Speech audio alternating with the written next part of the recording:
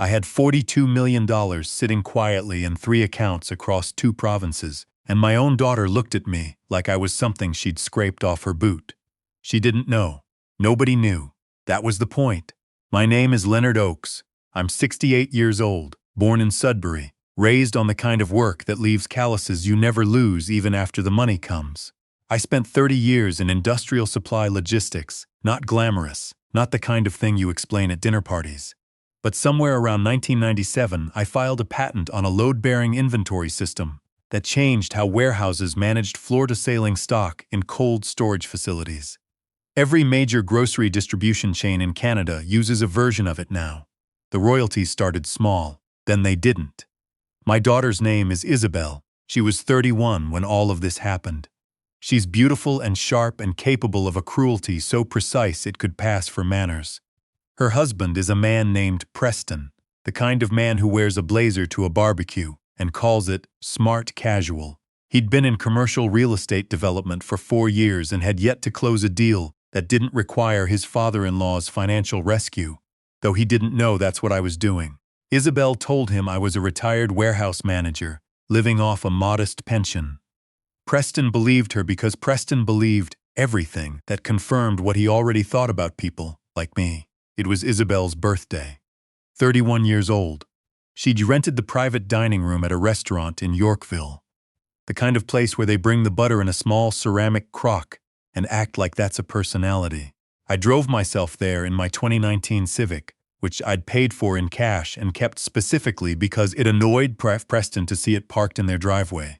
I walked in wearing my best blazer, navy, from a shop in the Glebe. I'd bought it 8 years ago and it still fit.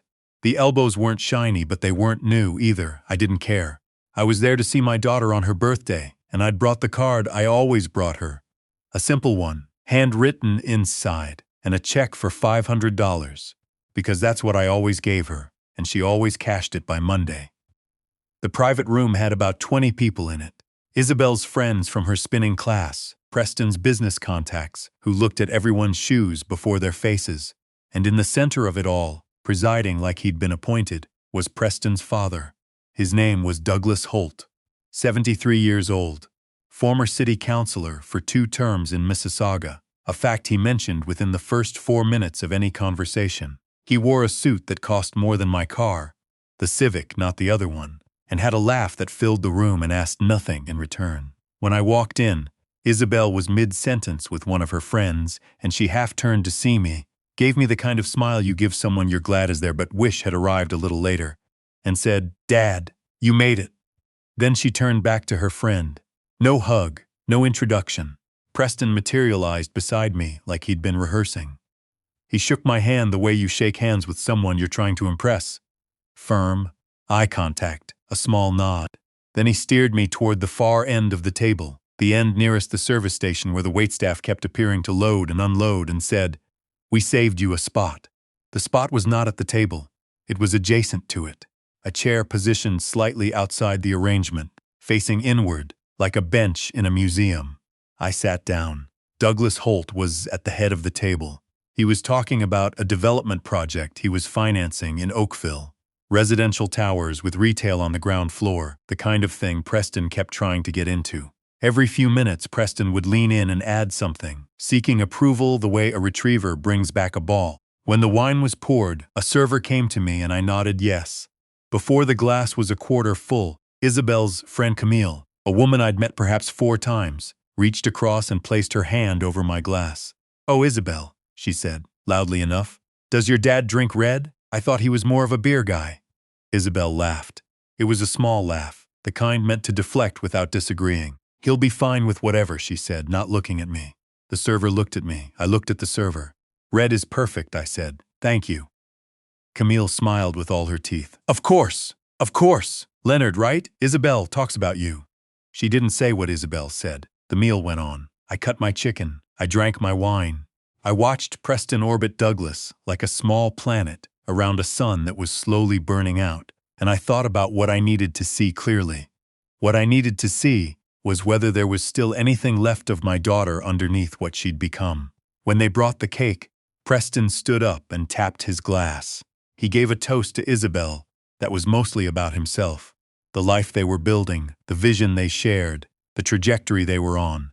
Then he turned to Douglas and thanked him for his guidance and generosity, and something he called intergenerational wisdom, which Douglas accepted with the grace of a man who expects to be thanked.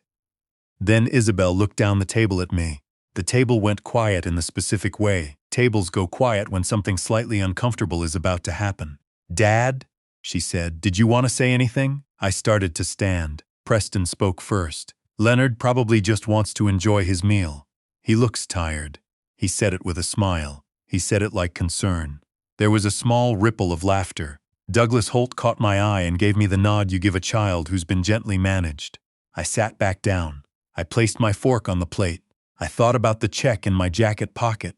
Not the $500, the other one. The one I'd written in the car before I came in, because I'd genuinely believed, that this might be the night I told them, that I might hand Isabel a check for $40,000 as a down payment on the townhouse she and Preston had been trying to buy in Leslieville, and watch her face change. I put my hand in my pocket. I felt the envelope. I left it there. I told myself I was gathering information. What I was really doing was grieving something I wasn't ready to name. I left before dessert. I put 2 20s on the table for my meal and the wine. Isabel walked me to the door of the dining room, not the front of the restaurant, the dining room, and said, "Thanks for coming, Dad. I'll call you this week." She didn't call. Preston called me on a Wednesday night 3 weeks later. This was unusual. Preston communicated with me in the way people communicate with infrastructure. He expected it to function without needing to think about it. He didn't say hello. He said, "Leonard, we need to talk about something." I said all right. He came alone. He sat at my kitchen table in my apartment in the annex, and he looked around with the expression people wear when they're trying not to look disgusted, which means they are. He accepted a cup of coffee and didn't drink it. He told me about the development opportunity. Douglas Holt was leading a syndicate investment, a mixed-use residential project outside Barrie, solid location, growing corridor, projected returns of 18% in 36 months. He was bringing in a small group of trusted partners. He was offering Preston a spot at $120,000. Preston looked at me across the table. He told me Isabel, and he had already committed their savings, $60,000. They needed 60 more. He needed me to sell my apartment. He said, "The market is strong right now, Leonard." He said, "A place like this, you could probably get 450, 475, and honestly, the neighborhood's changing." He said my apartment was an asset I wasn't leveraging. He said the money was just sitting there. I looked at him.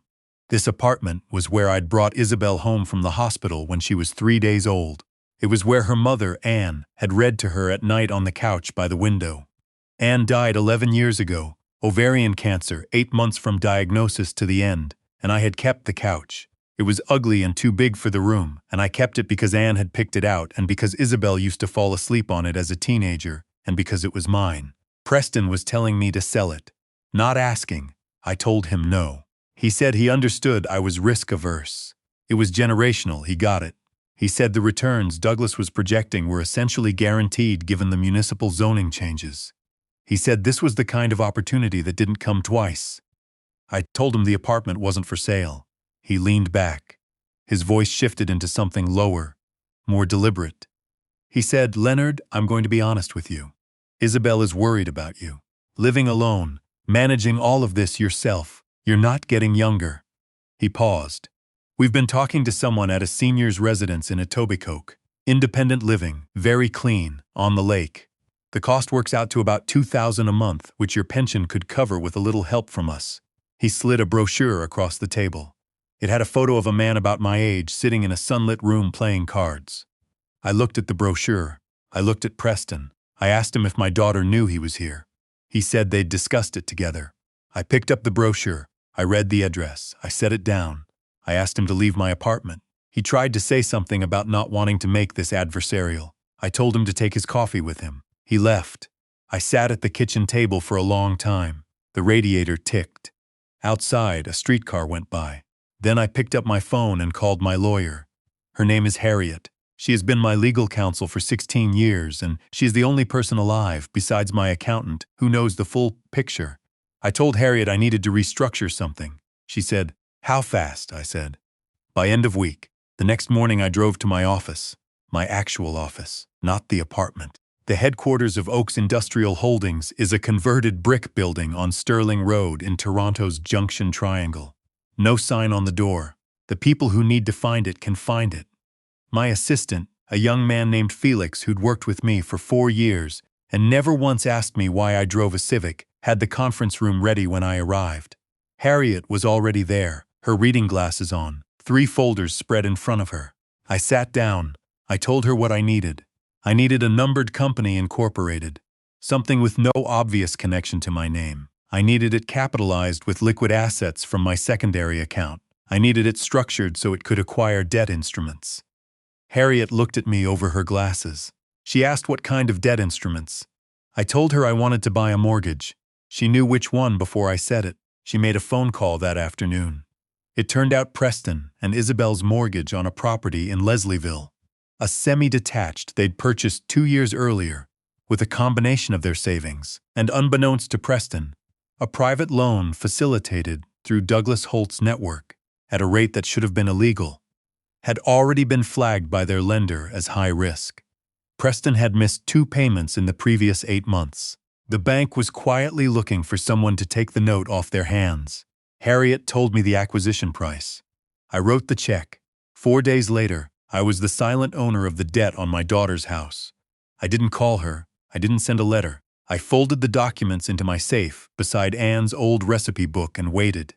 Preston's investment with Douglas Holt collapsed 11 weeks later. I knew it was going to collapse because I knew what Douglas Holt was. I had known for 2 years. A contact of mine in commercial real estate, a man I'd done business with in the 90s, entirely legitimate, had flagged Douglas's name to me 18 months earlier. Douglas was running a syndication model that was not technically illegal, but was about 3 steps removed from it. He brought investors in, skimmed the management fees, paid early investors with later investors' money, and kept the core capital in instruments that were difficult to trace.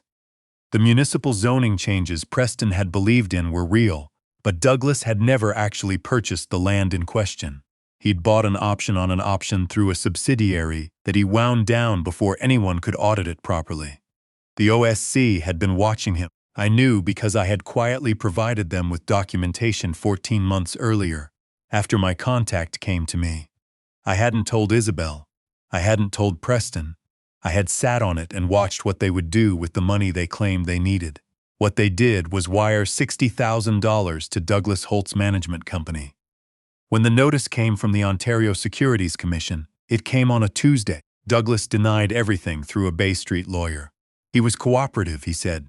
It was a misunderstanding. The syndicate investors, including Preston, were told to expect a lengthy process before seeing any recovery of funds. That evening, Isabel called me. She did not say hello. She said, "Did you know?" I said, "No what?" There was a pause. She said Preston's investment was frozen. She said they didn't know when they'd get anything back. She said they were 3 months behind on the mortgage. I said I was sorry to hear that. Another pause. Then her voice shifted, softer, more deliberate. The voice I'd heard her use when she wanted that weren't direct. She said, "Dad, we're really struggling right now. I know this isn't fair to ask, but is there any way you could help us out?" I told her I didn't have that kind of money. She said she knew. She said even just a bit would help. She said they needed to catch up on the mortgage before the bank got involved. I told her I'd see what I could do. I didn't do anything, because the bank was already not involved. I was involved. And I was watching. 2 weeks later, Preston and Isabel's bank account was garnished as part of a regulatory hold on assets connected to Douglas Holt's syndicate. Preston came to understand, slowly and then all at once, that his father-in-law's network had eaten $60,000 that he and Isabel would never see again. He showed up at my door on a Thursday night. He was not alone. Isabel was with him. They both looked like they hadn't slept in 4 days, which, from what I could see, they hadn't. Preston spoke first. He was different now. The blazer was still there, but it was wrinkled at the elbows. He said he needed to talk to me about the apartment. He said the housing market was at a high point. He said I could clear over $500,000 on a quick sale, and with the pension and the equity. I said no. He said, "Leonard, we have a mortgage payment due in 11 days. We don't have the money. Isabel said, Dad, please. I looked at my daughter. I tried to find something in her face that wasn't desperation. I tried to find the girl who used to fall asleep on Anne's ugly couch. I told her I was sorry about the investment. I told her I had warned Preston that Douglas Holt's projections were speculative. I'd said exactly that at a dinner the previous spring, and Preston had smiled the way he smiled when he was about to dismiss something, and that there was nothing I could do about money I didn't have. Preston looked at me. Something moved behind his eyes. He said, Isabel, do you want to tell him, or should I? She didn't say anything. Preston said, We've been in touch with someone at the Provincial Capacity Assessment Office, a social worker. He kept his even, almost kind. Given your age, and the fact that you're managing this apartment alone, and some of the decisions you've been making, I said, What decisions? Refusing reasonable financial conversations, some confusion around dates. He paused. We're worried, Leonard. We just want to make sure you're protected. Isabel still hadn't said anything. She was looking at the floor. Preston placed a form on my kitchen table. It was a request for a capacity assessment, the kind used to establish whether a person could manage their own property and finances. If I was found incapable, they could apply to the Office of the Public Guardian. Or, and this was the part written in the smaller print at the bottom, a family member could apply to be appointed as my substitute decision-maker. I looked at the form. I looked at Preston. I told them to get out of my house. Preston said my resistance was exactly the kind of thing that concerned them. I walked to my front door and opened it. I held it open. I said nothing. They left. I stood in the quiet apartment. The streetcar went by outside. The radiator ticked. I went to my bedroom closet. On the top shelf, behind a box of old income tax files, I had a small digital recorder. I'd started keeping it running on a small Bluetooth device in my kitchen 3 weeks earlier, after Preston's first visit. I'd had Felix set it up. I took out the recorder. I checked the file. The conversation was clean. Timestamps. Every word. I emailed the file to Harriet. She called me back in 20 minutes. She said, Leonard, this is not a capacity issue. This is financial coercion. I said, I know. She said, what do you want to do? I thought about it. I said, I want to let them finish what they're starting. I started hearing about the financial advisor through Felix, who had a cousin who knew Isabel's friend Camille. Camille was apparently very enthusiastic about a man named Patrick Surge, who specialized in what he called elder estate optimization. He had an office in North York and a website with stock photos of happy seniors in kitchens. Isabel had called him. She had, according to what Felix pieced together, asked him about the process for establishing a financial power of attorney when the grantor was, she'd used the word resistant. She'd asked whether there were ways to document a family member's cognitive decline without a formal assessment. She'd asked specifically about a property held under a specific address in the annex. Felix showed me the notes from his cousin's account of Camille's very indiscreet lunch conversation. I drove to North York. Patrick Surge was not hard to find. His office was above a dry cleaner on Yonge Street and smelled like the building had once flooded and been dried out improperly. He was in his mid-50s with a very firm handshake and a framed certificate from an institution I didn't recognize on the wall behind him. I told him I was a retired man thinking about estate planning. I told him I had a daughter who was very involved in my affairs. I mentioned the address in the annex. He didn't blink. He said, And how involved would you say your daughter is in your day-to-day decisions? I said, increasingly. He said, That's not uncommon. Families mean well. I said, What if they don't? He paused. He smiled. He said, Well, that's exactly what I help families navigate.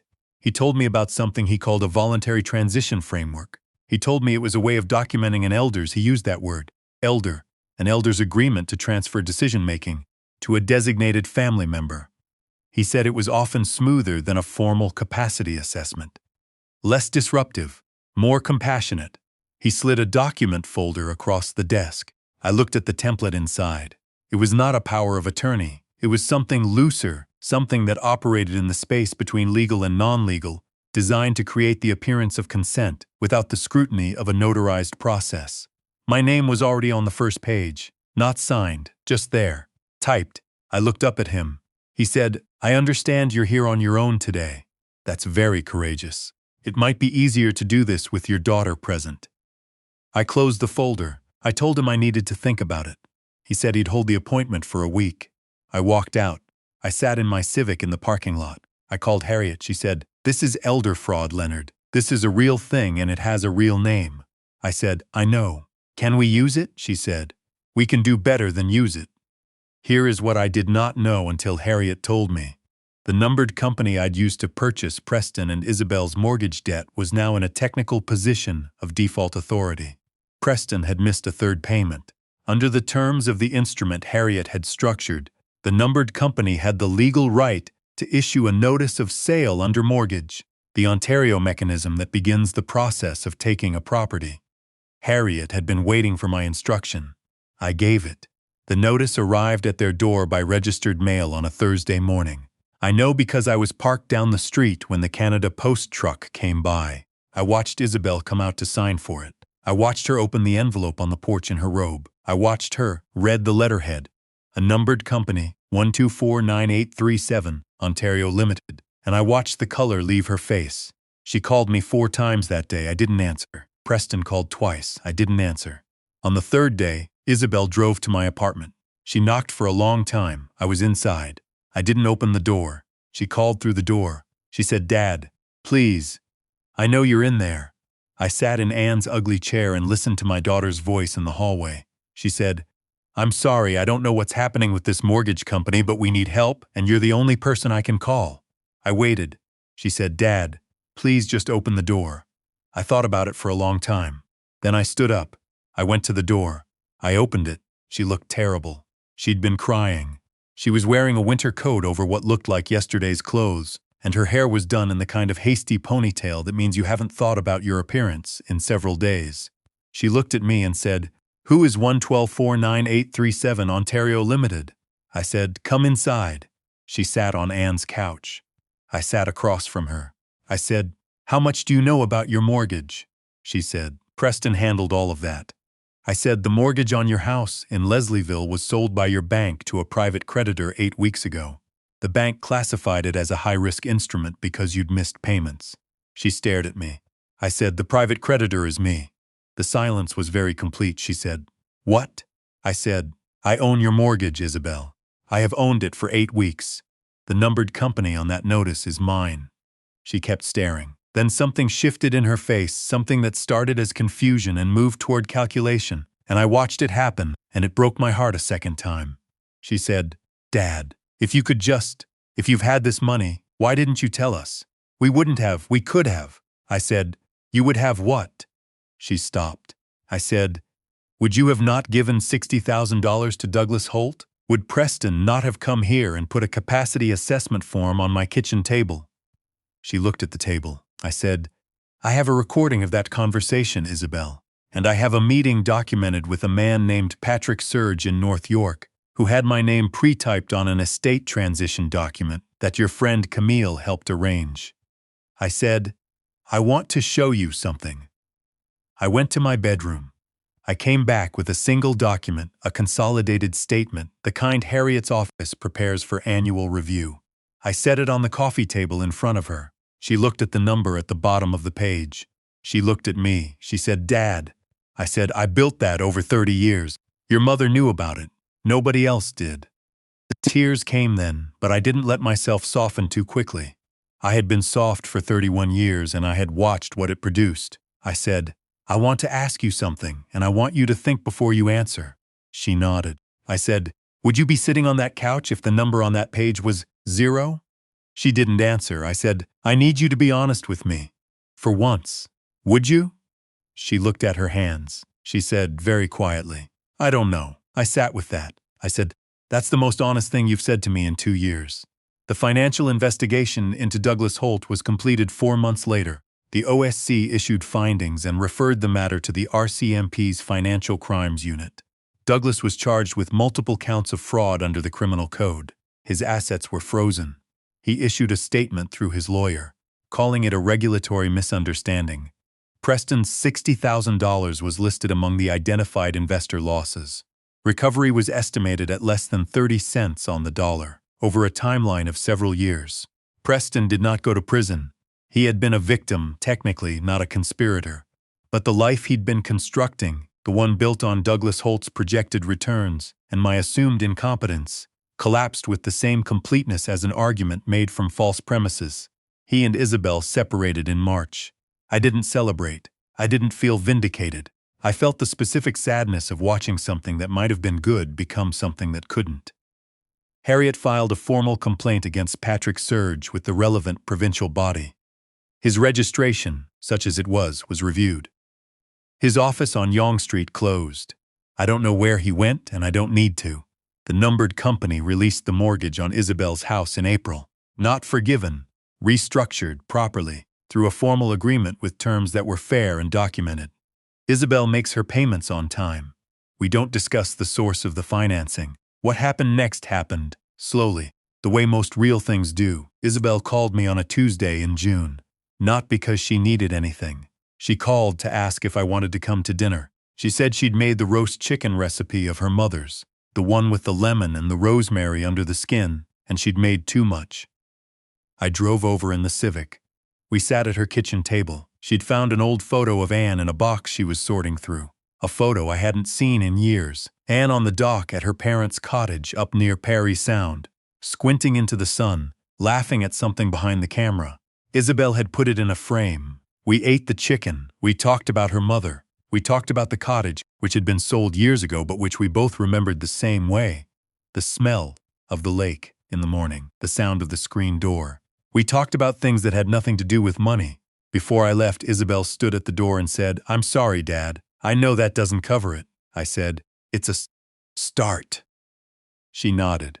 I drove home through the city. Summer was coming. The trees on Bloor Street were full and green, and the evening light was doing something beautiful with the old brick buildings, the way it does sometimes in Toronto in June. I thought about Anne. I thought about the couch.